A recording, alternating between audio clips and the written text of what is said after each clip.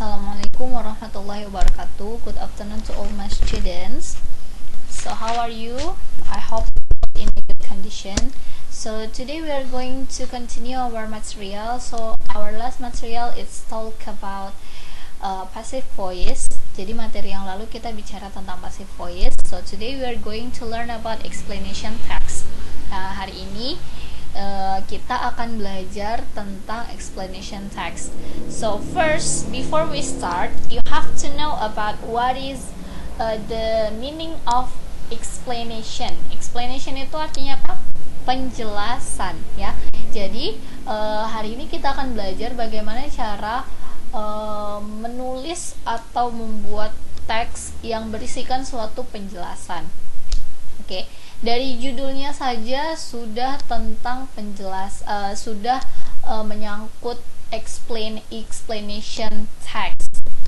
Teks penjelasan berarti di dalam teksnya akan mengandung atau berisi tentang penjelasan dari sesuatu. Now let's check this out. So first, ini ada 3 materi. Yang pertama tentang definition, second is generic structure, and the last one is language feature. So kita lihat dulu yang pertama, definition. Definition dari explanation text. So explanation text is a text which tells process relating to forming of natural, social, scientific, and cultural phenomena. Explanation text is to say why and how of the forming of the phenomena. So, explanation text ini adalah teks yang membicarakan atau yang bercerita tentang proses yang menyangkut suatu kejadian atau suatu proses terbentuknya alam, sosial, sains, dan fenomena-fenomena alam yang lainnya. Misalnya kayak terjadinya gempa, terus bagaimana bisa terjadinya tsunami, seperti itu. Nah, explanation text ini untuk menyatakan why and how, kenapa dan bagaimana suatu fenomena itu terjadi, ya. Berarti seperti yang tadi saya sudah bilang sebelumnya, kalau explanation text ini dia berisikan teks suatu penjelasan kenapa sesuatu ini bisa jadi seperti ini, seperti itu. Oke? Next, generic structure. Seperti biasa, kalau ada teks berarti ada generic structure-nya. First is general statement. Jadi general statement ini dia stating the phenomenon issues which are to be explained. Dia menyatakan, memberikan pernyataan tentang fenomena, kejadian-kejadian fenomena yang mana untuk dijelaskan, ya. Jadi itu dia tuh cuman menyatakan suatu fenomena ini yang mau dijelaskan tentang ini gitu, yang akan dijelaskan, ya, fenomena yang akan dijelaskan, kayak pembukaan dia. Oke, yang kedua adalah dia cuman 2 ya. Yang kedua adalah sequence explanation, ya.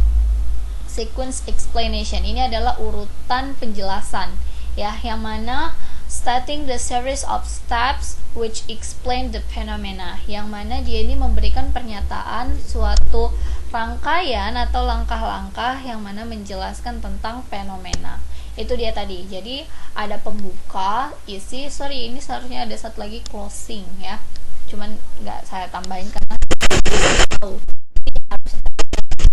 closing. Oke. Jadi yang pertama general statement, memberikan pernyataan secara umum tentang apa yang akan kita jelaskan. Yang berikutnya adalah sequence explanation, tentang rangkaian penjelasan itu, ya. Oke, yang terakhir adalah language features. Language feature, ya. Yang pertama itu featuring generic participant, misalnya sun, rain, and etc. Ya, di sini maksudnya featuring generic participant itu kebahasaan secara umum. Misalnya kalian mau jelasin apa, yaitu tentang sun, tentang matahari, tentang rain, tentang hujan, tentang earthquake, tentang gempa, tentang tsunami, seperti itu. Itu ibaratnya bahasa-bahasa yang umum yang dipakai, Yang berikutnya, using chronological connection, menggunakan kata penghubung. Misalnya to begin with, next, before, dan yang itu ya. Yang berikutnya adalah using passive voice pattern. We have learned about this. Kita sudah belajar tentang passive voice.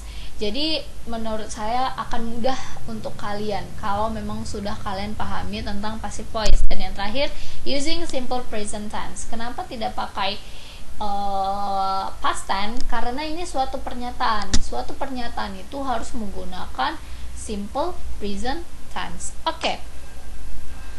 Next, itu dia tadi tentang materi yang dibahas di sini. Ini dia definisinya, ini dia generic structure-nya, dan ini dia language feature-nya. Kalian bisa baca ulang-ulang kalau misalnya masih kurang paham, atau kalau misalnya ada yang mau ditanyakan, silakan tanyakan di grup.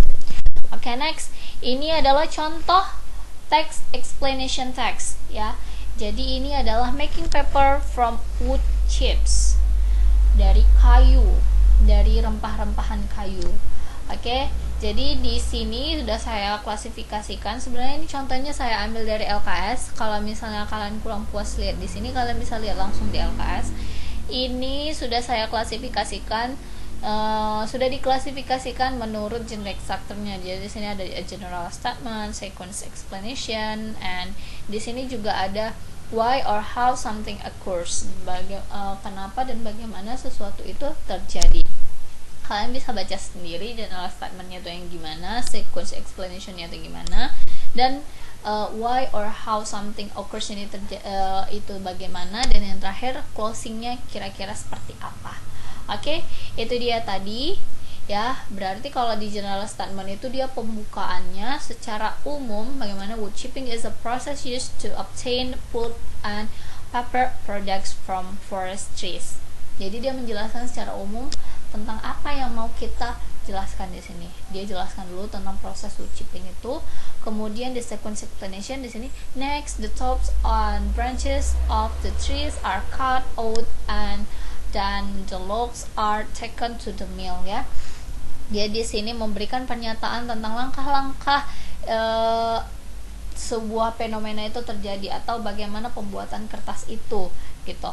Nah, di sini dia juga diberitahukan bahwasannya kenapa dan bagaimana sesuatu itu terjadi.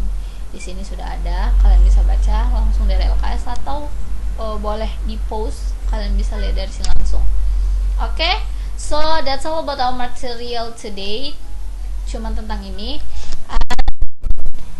So the last is,